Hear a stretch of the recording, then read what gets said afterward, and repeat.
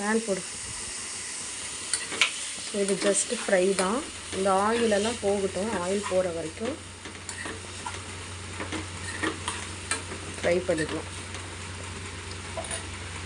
Crispiness வரதுக்கு கொஞ்சம் நல்லா ஸ்பீடாக வச்சுக்கலாம்.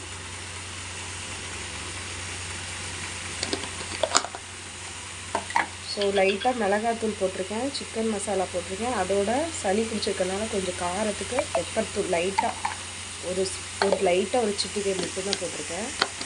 ஸோ இது வந்து நம்மளுக்கு டேஸ்டியாக இருக்கும். இந்த கருவாடு வந்து நல்லா கிறிஸ்பியாகவும் இருக்கும், ஒரு முறைன்னு.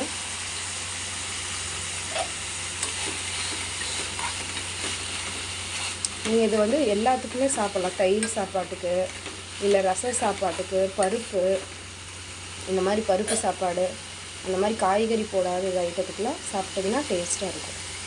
ஓகேங்களா? ஸோ இந்த கருவாடு ரெசிபி உங்களுக்கு பிடிச்சிருக்குன்னு நம்புகிறேன். ஸோ நான் ஒரு வாரமாக வீடியோ போஸ்ட் பண்ணதுனால இன்றைக்கி வந்து உங்களுக்கு ஜஸ்ட்டு அதிகம் எதுவுமே லாங்காக வீடியோ போகல.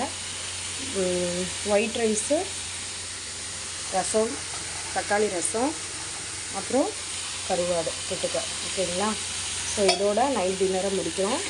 ஸோ சீக்கிரமே இன்னொரு ரெசிபியோட, டிஃப்ரெண்ட்டான ரெசிபியோட நம்ம சந்திக்கலாம். Thank you friends. Bye. Take care. Good night.